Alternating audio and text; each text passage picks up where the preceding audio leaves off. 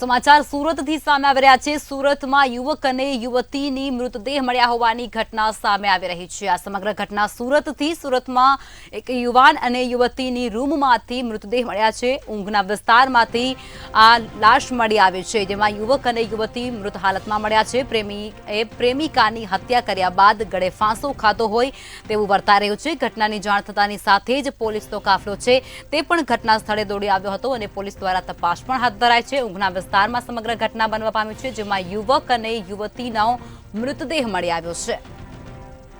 સુરતમાં એક યુવાન અને યુવતીનો રૂમમાંથી મૃતદેહ મળી આવતાની સાથે જ ચકચાર મચી જવા પામી ચૂકી છે। ઉગના વિસ્તારમાં આ સમગ્ર ઘટનાને અંજામ મળ્યો છે, જેની અંદર યુવાન અને યુવતીનો મૃતદેહ મળ્યો છે। પ્રેમીએ પ્રેમિકાની હત્યા કર્યા બાદ પોતે પણ ગળે ફાંસો ખાધો હોય તેવું વર્તાઈ રહ્યું છે। ઘટનાની જાણ પોલીસને કરતાની સાથે જ પોલીસનો કાફલો છે તે પણ ઘટના સ્થળે દોડી આવ્યો છે અને ઉગના વિસ્તારમાં ત્યારે પોલીસનો બંદોબસ્ત પણ ગોઠવી દેવામાં આવી ચૂક્યો છે। પોલીસ દ્વારા સમગ્ર મુદ્દે વધુ તપાસ હાથ ધરાઈ રહી છે।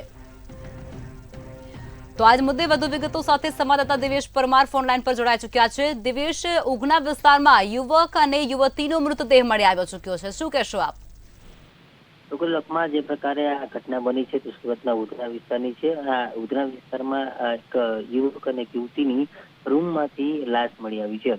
આ લાશ મળી આવી છે તે દરમિયાન જે આ બંને હતા તે પ્રેમિકા હોવાનું સામે આવ્યું છે, જેમાં યુવક છે તે 32 વર્ષીય છે અને 22 વર્ષની યુવતી હોવાનું સામે આવ્યું છે।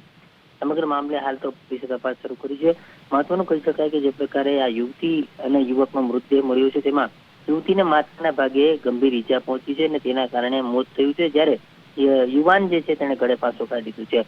પ્રથમ દ્રષ્ટિએ અનુમાન લગાવવામાં આવી રહ્યું છે કે પ્રેમીએ પ્રેમિકાની હત્યા કર્યા બાદ ગળા ફાંસો ખાઈ આપઘાત કરી લીધો છે। જોકે હાલ તો સમગ્ર મામલે પોલીસે તપાસ શરૂ કરી છે। તપાસના અંતે જ માલુમ પડશે કે શા માટે આ સમગ્ર ઘટના હતી અને કઈ રીતે આપઘાત અને કઈ રીતે હત્યા હતી। જી દિવેશ, માહિતી સાથે જોડાવા બદલ ધન્યવાદ।